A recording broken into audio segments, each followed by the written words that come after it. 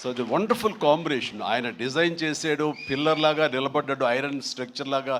ఆ ఐరన్ స్ట్రక్చర్కి అందంగా ఓ రూపం కల్పించి ఇదిగో ఈ కనకరాజు, కొరియన్ కనకరాజు అనేందుకు కాంక్రీట్ లాగా నిలబెట్టి స్ట్రాంగ్ వాల్ లాగా చేయగలిగాడు. దానికి సత్య ప్రధానమైన కారణం అయితే దానికి మరి వాళ్ళకి రంగులు అందాలు కావాలి కాబట్టి ఆ అందాలు అది ఇచ్చింది Ritika. Ritika, you day fantastic job. And నీ గ్లామరు అది చూస్తుంటే వావ్ అనిపించింది నాకు.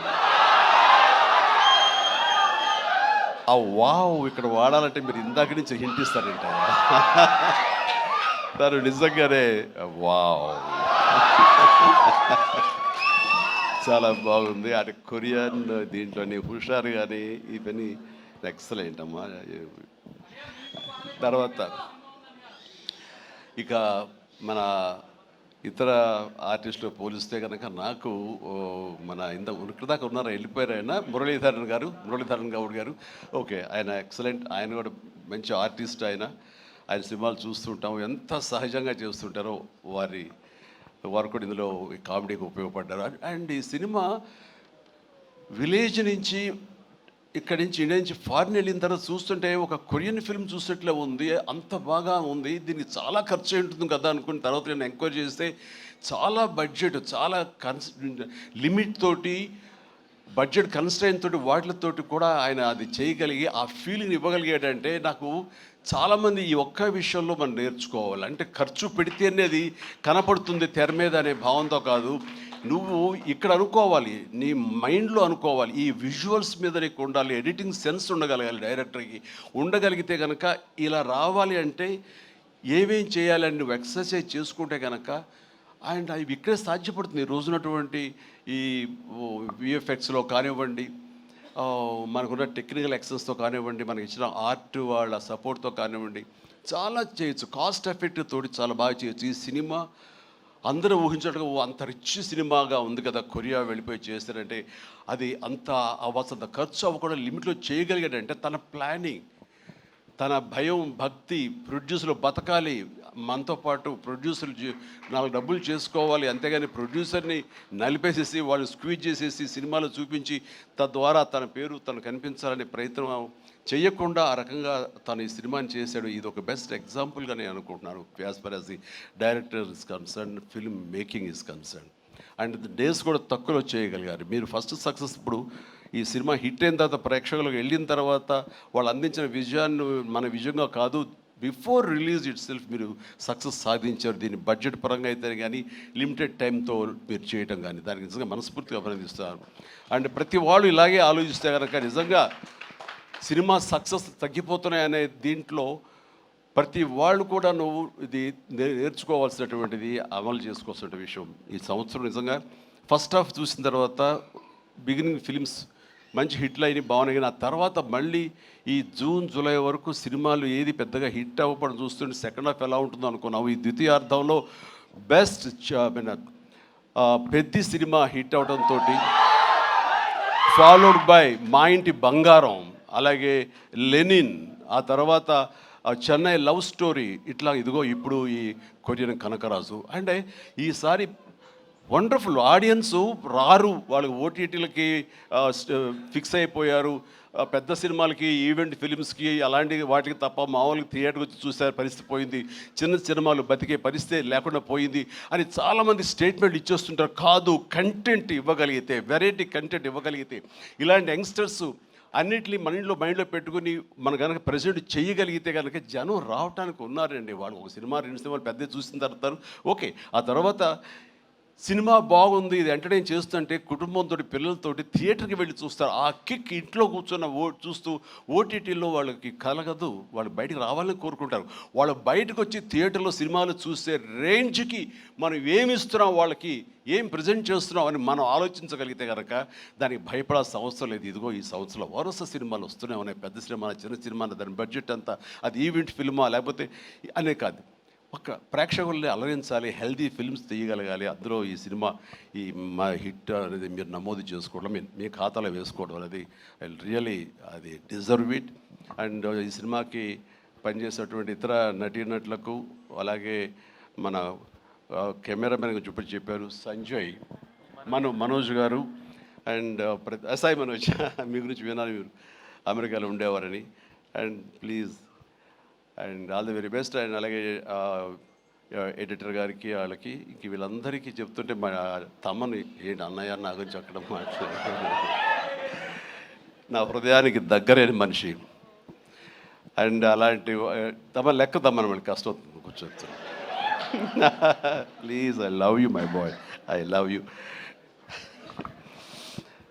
తమన్ను ఒక ఎనర్జీ బండిల్ ఆఫ్ ఎనర్జీ అండి. ఎప్పుడో బోరు కొట్టి తమన్కి ఫోన్ చేసి ఎలా ఉన్నావు తమ్ముడు, అనయా ఏంటన్నా చెప్పన్నా వచ్చేయమంటావా, రాదు సదా కాసేపు ఇది అని. తనతోటి ఇప్పుడు ఈ సినిమా చేయబోతున్నాను, ఆ సినిమా పేరు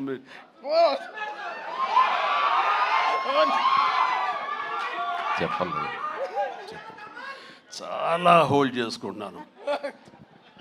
కొంచెం కూడా వద్దడవా, కొంచెం ఫస్ట్ లెటర్ ఫంక్షన్కి వచ్చే ముందరే బాబీ చెప్పి మరి పంపించాడు, నేను జాగ్రత్త చూసుకోండి. ఓకే, వాళ్ళకి హింట్ ఉన్నప్పుడు ఆపుకోలేకపోతున్నాను, బలవంతంగా ఆపుతున్నాడు చెప్తాను. Okay, all right. అండ్ ఇందాక డైరెక్టర్ గారు అన్నట్లుగా మేము ఒక బొమ్మను తయారు చేసావు, దానికి ప్రాణం పోసావు నువ్వు అని. నిజంగా ప్రాణ ప్రతిష్ఠ చేసేటటువంటి అద్భుతమైనటువంటి ఒక టెక్నీషియన్ మనం తమన్. నేను ఇదే మాట అన్నాను, మాకు ఈ సినిమా అన్ని రకాలుగా మేము చేసాము అని. నాకు ఈ మధ్యకాలంలో మేము చేసినటువంటి గాడ్ ఫాదర్ సినిమాలో. అండ్ తమన్, నిన్ను నమ్ముతున్నాను, దీనికి ప్రాణ ప్రతిష్ఠ నువ్వు చెయ్యాలి, దీనికి ప్రాణం పోయాలి, దీనికి ఆరో ప్రాణం నువ్వే అవ్వాలి అని అన్నందుకు ఆ సినిమాలో తను చేసి ఆ బీజిఎమ్స్ అవి అంత అత్యద్భుతంగా ఇచ్చాడు ఆ సినిమాలో. అండ్ దానికి ఇప్పుడు మళ్ళీ ఈ సినిమా మన రాబోయే కొత్త సినిమా 158 అలాగే అంతా కష్టపడి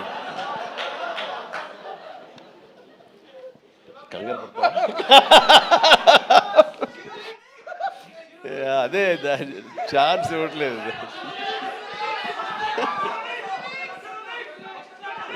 దానికి ఇప్పుడు టీజర్ రాబోతుంది నా బర్త్డే సందర్భంగా. దానికి ఇది ఆపలేవు నువ్వు, ఇంకా ఏమి చెప్పకుండా అంటే కష్టం అవుతుంది, ఇంకా చిరాకు తెప్పిస్తారు ఎంత. సో ద టీజర్ అనేది కొల్లి బాబీ చాలా అద్భుతంగా కట్ చేసినాడు.